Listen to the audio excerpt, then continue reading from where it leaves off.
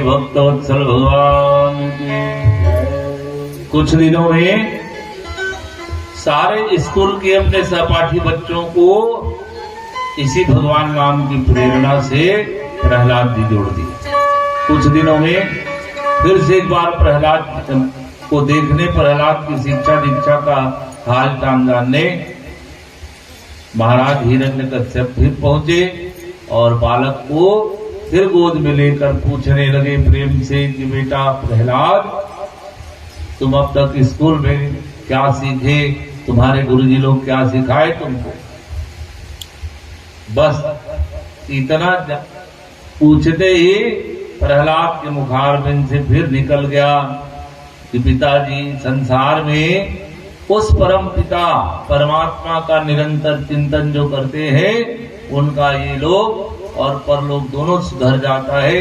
जीवन में आप जिस उपलब्धि को चाहते हो उस उपलब्धि के लिए केवल और केवल परमात्मा का भजन करें। भगवान सर्वशक्तिमान है, सर्व सामर्थ्यवान है, इसलिए भगवान को छोड़कर किसी का ध्यान नहीं करना चाहिए।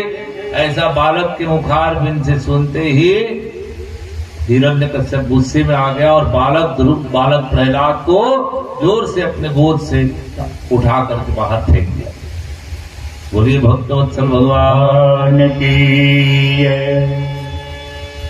भगवान के नाम से ही जिनको चिढ़ है, चिढ़ इसलिए कि भगवान जो है क्या किए हैं, वो मेरे दुश्मन है। क्यों? क्योंकि उनने मेरे भाई का क्या किया है, वध किया। भगवान से दुश्मन। संसार में आप सब एक चीज जान लें, सुनिश्चित कर लें, कोई किसी का सुख दुख का दाता नहीं होता। जो कुछ होता है अपने कर्मों की सजा, कर्मों का दंड, कर्मफल सबको मिलता है। किसी के ऊपर दोषारोपण करके अपनी मानसिक संतुष्टि करने का प्रयास मत करें। जीवन में जो भी हो रहा है, चाहे अच्छा हो रहा है चाहे बुरा हो रहा है, सब के पीछे भगवान की कृपा है, भगवान की माया है। नहीं तो क्या होता है कि हम अपने आप को हेतु मान करके, कारण मान करके, हम अपने आप को कारण मान करके कई बार दुखी हो जाते हैं या कई बार सुखी हो जाते हैं, दोनों बात होती है। आज सुबह महाराज जीवन परायण करत दिन है तो एक गाय आके वो सबको वैदिक चावल खा दी। महाराज जी ने कहा भाई स्वाभाविक बात है, देवता मन स्थापित है, वह कौन है? 33 प्रकार के देवता, 33 कोटि देवता बैठे हैं वहां। अब 33 कोटि देवता बैठे हैं तो घबराने वाली बात है कि नहीं? और गौ माता आके स्वाभाविक रूप से क्या किए कि वो विधि का जो चावल जो भी केला पत्ता वगैरह भी नुकसान पहुंचा दिए। अब महाराज जी लोग थोड़ा सा कहीं न कहीं भयाक्रांत हो गए थे और बात पहुंची कि महाराज जी आज तो क्या हुआ, परायण चल रहा था उस समय, गाय यहाँ करके तमाम इधर उधर उत्पात कर रही थी और हम देवता मतलब बड़ा मतलब गाय किसी करत रही थे कहावत है, स्वाभाविक बात है। लेकिन सोचिए उस गाय में किसका निवास है? किसका निवास है जी? गाय में साक्षात 33 कोटि देवताओं का निवास है। गौ को हमारे यहाँ क्या कहा जाता है? माता कहा जाता है, कामधेनु। गौ माता, बोले गौ माता की जय। भैया कोई खेदैया निरी से आग खा दिस तो ये मान के चलो भाई कि भगवान की मर्जी रही से। और वह देवता से कौन है? 33 प्रकार के देवता, मतलब इनडायरेक्ट नहीं तो डायरेक्ट खाली खा, कोई बात नहीं। बोलिए भक्तवत्सल भगवान की। अब उसमें आप तर्क वितर्क करेंगे तो बात बढ़ेगी। और कोई यदि अपने आप को कारक माने कि मेरे कारण ऐसा हुआ, मैं खेद नहीं पाया, कि मैं ऐसा नहीं, ऐसी कोई बात नहीं। सब भगवान की मर्जी है, भगवान की कृपा है। गौ माता जो है साक्षात आके उस प्रसाद को ग्रहण कर ली। लेकिन जो मर्यादाएं बनाई गई उनका पालन करना सबका नैतिक दायित्व है भाई। अब ऐसा नहीं है कि गाय खादिस तो खादिस, हर बार हम स्वतंत्र हो जाए, ऐसा नहीं। अगली बार व्यवस्था को सुनिश्चित करना सबका नैतिक दायित्व है जो इस आयोजन से जुड़े हैं। ऐसे ही एक छोटी सी घटना याद आ रही है। एक घटना नहीं, एकदम कड़वा बात है भाई, सच बात है। एक गुरुजी थे, उनका एक शिष्य था, गुरुजी के चेला। तो गुरुजी अब उपदेश दिए सब समस्त अपने चेला समुदाय को। चेला समुदाय को क्या उपदेश दिए? सर्वम खलविदम ब्रह्मास्मि, ये पूरा संसार कैसा है? ब्रह्ममय है।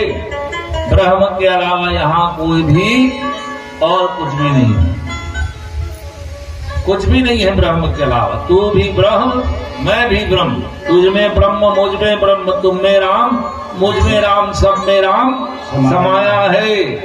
और प्रेम कर लो सबसे, जगत में कोई नहीं पराया है। बोलिए भक्तवत्सल भगवान की। तो बाकी बात को वो चेला समझा नहीं समझा पता नहीं, लेकिन गुरु जी की इस बात को गांठ बांध के पकड़ लिया। गुरु जी क्या बोल रहे हैं कि सब में ब्रह्म समाया। अब ये गुरु जी का उपदेश, गुरु जी का मंत्र लेकर के वो चेला अपने घर को चल दिया। अब चेला अपने घर तो चल दिया, रास्ते में क्या हुआ?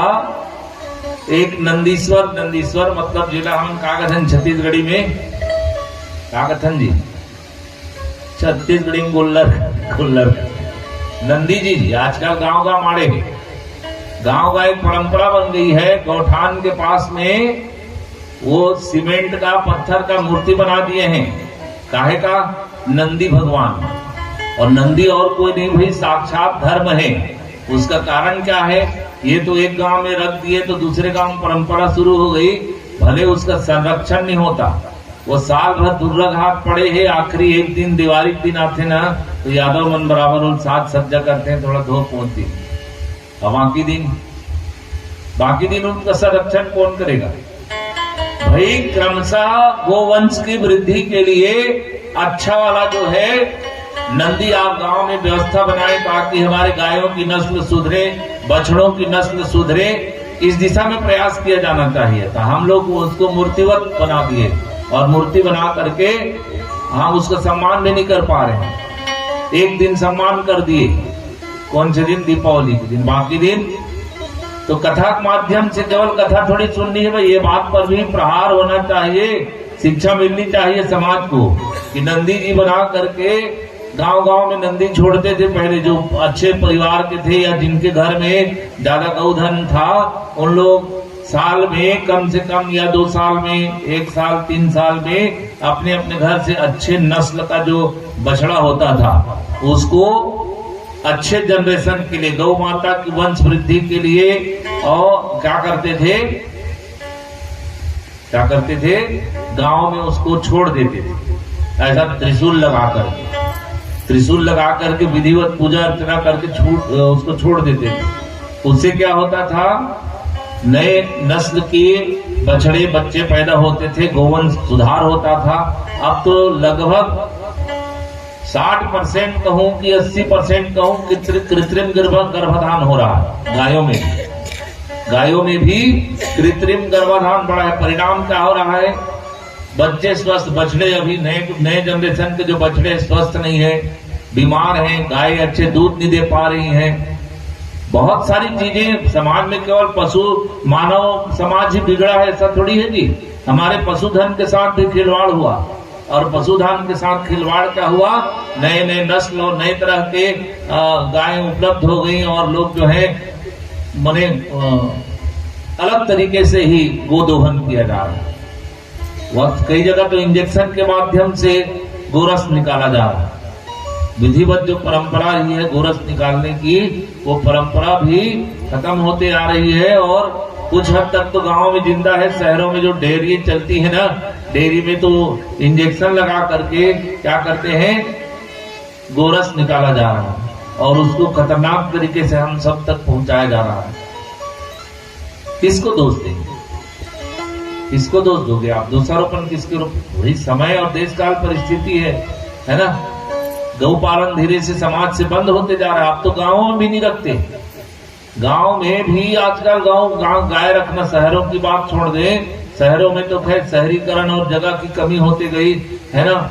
आप गांवों में भी जहां खेती होती है वहां भी अब गाय रखना बंद कर रहे हैं लोग। और दुर्भाग्य तो तब लगता है जो ये गौ ब्राह्मण की धरती रही है भारत भूमि जो है, जहां पर सनातन परंपरा में गौ ब्राह्मणों की सदैव से पूजा होती आ रही है। इस धरती में जब वो एक दिन पूजा के लिए जाओ और गौरी गणपति के लिए गोबर भावना, तो बड़े असमंजस से, बड़े घृणित भाव से उस गोबर को उठाते हैं, और खास करके शहरों में तो उठाने लायक भी नहीं होता। बोलिए भक्तवत्सल भगवान की किसको दोष दें?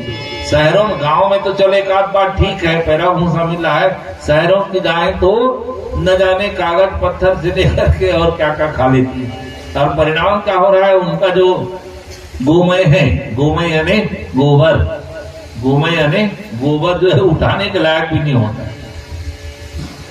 तो समय के साथ सबकी मर्यादा बनती है। हमारा समाज जो है मर्यादाहीन होते जा रहा है। परिणाम हम लोग चाहकर भी सुधारना नहीं चाह रहे हैं। और प्रहलाद जी इधर दैत्यों के समुदाय को सुधार दिए उपदेश करके। किसको? बड़े बड़े राक्षसों के बच्चों को, राक्षसी वृत्ति के बच्चों को भगवान के नाम से सुधार दिए प्रहलाद। कितना पावर है भगवान के नाम। राक्षस घर के बच्चे सुधर गए, और हम लोग भगवान के नाम को हम लोग केवल मुखार बिंद तक मत रखें, अपने अंतःकरण तक उतारें और अपने जीवन में आत्मसात कर लें, तो निश्चित रूप से हम सबका जीवन सुखमय, समृद्धमय, मंगलमय हो जाएगा। बोलिए भक्तवत्सल भगवान की जय। तो राक्षस समुदाय को भगवान प्रहलाद जो है, हाँ तो बात हो रही थी, वो जो गुरुजी से उपदेश लेकर के कि तुझ में राम, मुझ में राम, सब में राम समाया है, वो शिष्य निकल पड़ा अपने घर। तो रास्ते में क्या हुआ? आप लोग याद भी नहीं दिलाते हो। बात कहाँ से शुरू होती है वहीं पर समाप्त होनी चाहिए, नहीं तो विषय से विषय बढ़ता है और मूल उद्देश्य से थोड़ा सा छूट जाता है। तो गुरु जी से शिक्षा दीक्षा लेकर के वो चेला अपने घर में आ गया, घर की ओर चला। रास्ते में एक नंदी जो है बिगड़ गया था। कई बार गोल्लर मन भड़क थे, सीधा सीधा बात, कई बार गोल्लर मन भड़क थे। तो ऐसे ही रास्ते में एक नंदी जो है थोड़ा को उग्र रूप में दौड़ रहा था रास्ते में, और इधर से वो गुरु जी के चेला महाराज जा रहे थे। तो सब लोग चिल्ला रहे हैं उसको क्या कि भैया वो जो नंदीश्वर है यानी गोल्लर बिगड़ गए महाराज, देख के आवे, देख के आवे, बच के आवे, रुक जा। ऐसा कई बार होता ही नहीं। कई बार होता है कि कहीं ऐसी विपरीत परिस्थिति है तो लोग चिल्लाते हैं बच जाओ, रुक जाओ, देख के आओ, सुन के आओ, खड़े हो जाओ। तो वो महाराज जी भी चिल्ला रहे हैं कि भैया देखो ये नंदी बिगड़ा हुआ है, गुस्सा में है, और बचो या रुक जाओ थोड़ा। तो इसको तो भूत चढ़ा था, किसका? इसको तो भूत चढ़ा है गुरु कृपा का और गुरु उपदेश का। मेरे गुरु जी क्या कहते हैं? तुझ में राम, मुझ में राम, सब में राम समाया है, और प्रेम कर लो, सबसे जगत में कोई नहीं पराया। इसको तो गुरु उपदेश का नशा था। ये क्या सोचने लगा कि मुझ में राम है तो गोल्लर में भी राम है, मुझ में ब्रह्म है तो उस गोल्लर में भी ब्रह्म है। और ब्रह्म जो है ब्रह्म से कैसा विरोध करेगा? राम का राम से थोड़े विरोध होगा। तो ब्रह्म का ब्रह्म से, उसमें भी ब्रह्म मुझ में भी ब्रह्म, ऐसा समझ करके मेरे गुरु का आदेश है, गुरु की आज्ञा है, गुरु मंत्र है, ऐसा करके न चाहते हुए उतने लोगों के मना करने के बाद भी वो जो है उसी रास्ते से निकला। और निकला तो क्या, गोल्लर तो भड़का हुआ था, जो उठा के 3-4 बार पटक दिया उसको ना, बोलिए राधा रामचंद्र भगवान। उसका हालत हो गया खराब, देखने लायक हालत हो गया। अब उसको लगने लगा कि मेरे गुरुजी जो मंत्र दिए हैं कहीं न कहीं इसमें त्रुटि है, सुधार की जरूरत है। क्योंकि गुरुजी बोले हैं क्या कि तुझ में राम मुझ में राम, यदि मुझ में राम है तुझ में राम है, तो गोल्लर में भी राम था, मेरे में भी राम था, तो उस ब्रह्म ने यानी गोल्लर मेरे साथ ऐसा क्यों व्यवहार किया? भड़क गया और गुरुजी के पास पहुंच गया। गुरुजी आप झूठ बोलते हो, ऐसा झूठ बोलते हो कि आप उपदेश दिए थे सर्वम खल्विदम ब्रह्म सर्व, ये संसार कैसा है? ब्रह्ममय है, संसार में सब जगह ब्रह्म विद्यमान है। एक तुझ में राम मुझ में राम सब में राम समाया। तो गुरुजी बोले कि भैया पहले तो शांत हो जाओ और पूरी घटना बताओ। तो गुरुजी को घटना बताया कि गुरुजी मैं आपका उपदेश लेकर के जा रहा था और रास्ते में एक नंदी बिगड़े हुए थे और मैं आपकी बात को गांठ बांध करके, भाई उसमें भी ब्रह्म है मेरे में भी ब्रह्म है, तो ब्रह्म जो है ब्रह्म का क्या बिगाड़ लेगा, ऐसा करके मैं निकल लिया गुरुजी। तो गुरुजी कहे कि भैया पहले गुरु मंत्र के मर्म को समझो, तुम केवल एक शब्द को समझ करके गुरु की महिमा का क्या कर रहे हो? तुम गुरु की महिमा और गुरु मंत्र का क्या कर रहे हो? दुरुपयोग कर रहे हो बिना सोचे समझे। बिना सोचे समझे ने एक और तुमके गोल्लर में ब्रह्म दिखाई दिया, ठीक है, लेकिन वो चिल्लाने वाले भी चिल्ला रहे थे क्या? उनसे बचो, गोल्लर बिगड़ा हुआ है, नंदी बिगड़ा हुआ है, तो उनमें ब्रह्म दिखाई नहीं दिया जी। एक गोल्लर में तुमको ब्रह्म दिखा तुमने ब्रह्म दिखा, तो वो बचाने वाले ब्रह्म को इग्नोर किए, तुम नजरअंदाज किए। वो बचाने वाला भी ब्रह्म ही था क्या जी? कि साक्षात भगवान थोड़ी आएंगे? शांताकारम भुजगसेनम, भगवान का नाम लोगे तो साक्षात भगवान आएंगे क्या बचाने? नहीं, अपने प्रतिनिधि भेजते हैं किसी न किसी रूप में। अब तुम सोचोगे कि नहीं भगवान साक्षात आए, तब मुश्किल है। प्रहलाद जी को गोद से उठा करके फेंक दिए, कौन? हिरण्यकश्यप। और भगवान उनकी रक्षा के लिए तत्पर खड़े हैं। भगवान की कृपा से प्रहलाद जी बच गए। अब इधर जैसे जैसे समय आगे बढ़ रहा है, प्रहलाद जी की भक्ति और क्या हो रही है? प्रबल हो रही है। और इधर हिरण्यकश्यप का गुस्सा जो है और बढ़ने लगा है। अब हिरण्यकश्यप जो है अनेकानेक उपाय करने का प्रयास करते हैं इस बालक को सही दिशा में लाने के लिए। एक बार तो क्या हुआ, मदमस्त हाथी को शराब पिला दिया गया और मदमस्त हाथी के सामने बालक ध्रुव को छोड़ दिया, बालक प्रहलाद को छोड़ दिया गया। लेकिन भगवान की कृपा जिस जीव के साथ हो जाती है तो जाको राखे साइया मार सके न कोई, बाल न बांका कर सकेगा जो जग।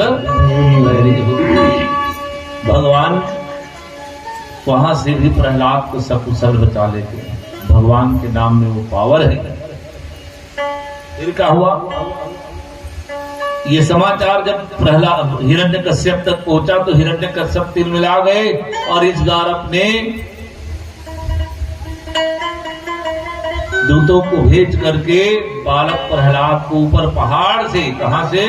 ऊपर पहाड़ से नीचे धकेल दो ताकि इसका क्या हो जाए, ये खत्म हो जाए, झंझट से मुक्ति हो जाए।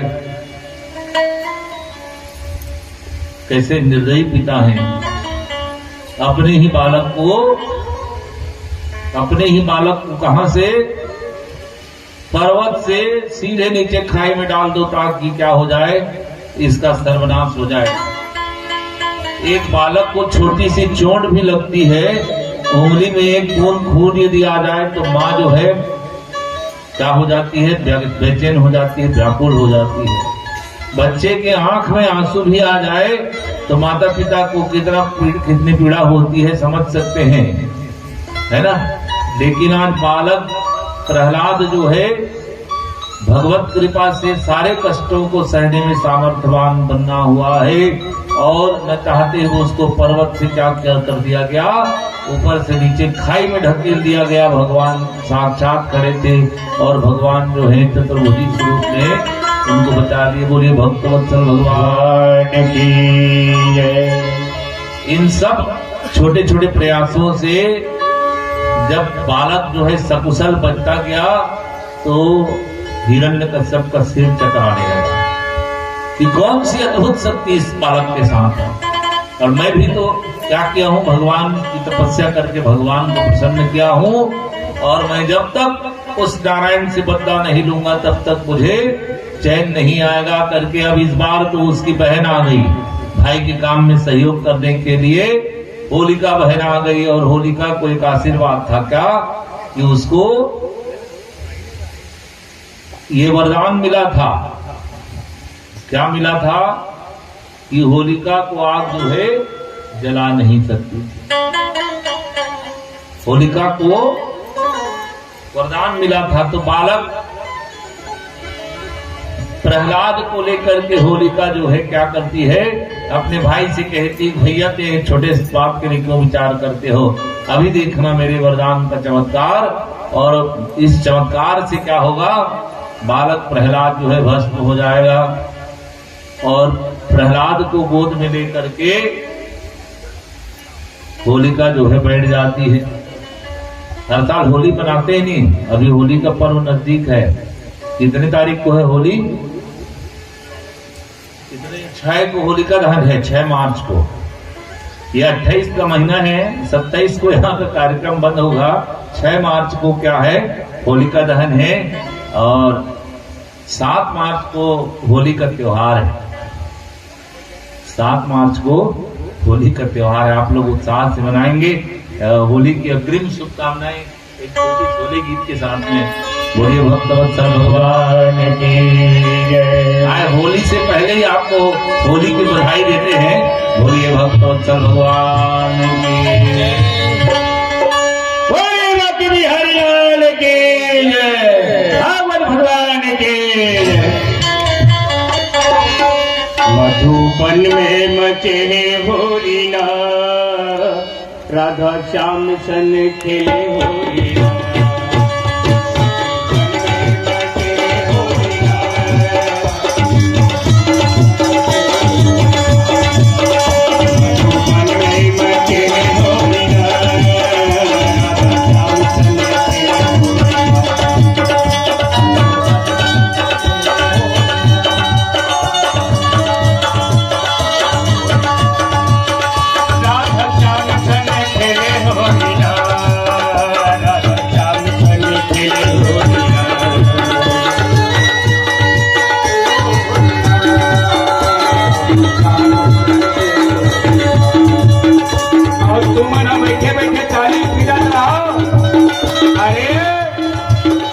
कन्हैया के दरबार में होली खेले पर नाचे पर गलम पीछे, अरे नाच ले कन्हैया सन्मान के होली खेल ले।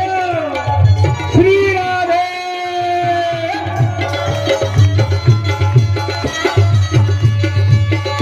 राधा श्याम सन खेले होली ना, राधा श्याम सन खेले होली।